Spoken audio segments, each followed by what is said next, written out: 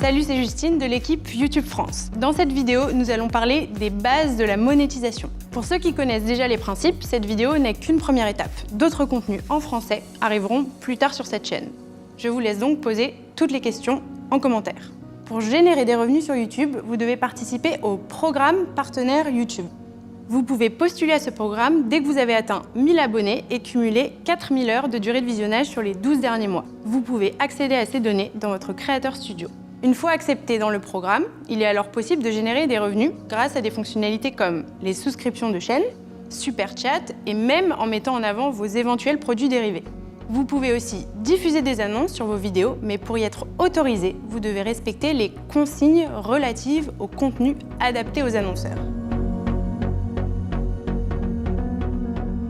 Le succès de ce programme repose sur la volonté des annonceurs d'associer leur marque à des vidéos YouTube. S'ils perdent confiance en la plateforme, cela peut impacter directement les revenus des créateurs.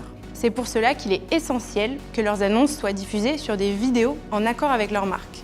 Les sujets qui sont sensibles pour la majorité des annonceurs incluent par exemple la violence, les actes dangereux ou les contenus réservés aux adultes, incitant à la haine, etc.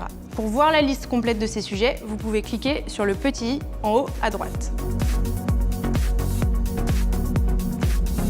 Si vous faites partie du programme partenaire, vous pouvez retrouver le statut de la monétisation sur chacune de vos vidéos dans votre Creator Studio. Vous y verrez des icônes dollars de couleurs différentes.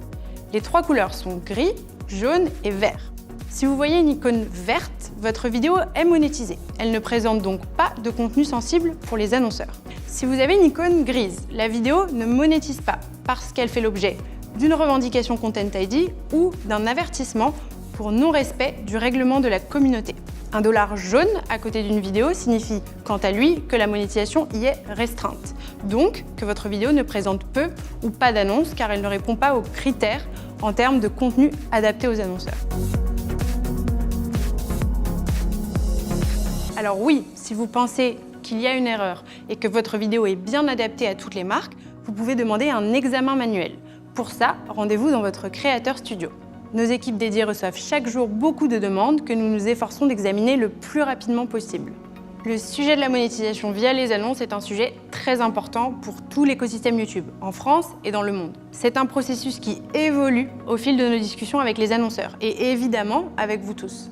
En plus de la monétisation qui provient des annonces, nous développons d'autres fonctionnalités qui vous permettent de générer des revenus comme Super Chat, la possibilité de mettre en avant vos produits dérivés sur YouTube ou les souscriptions de chaîne, aussi appelées boutons rejoindre.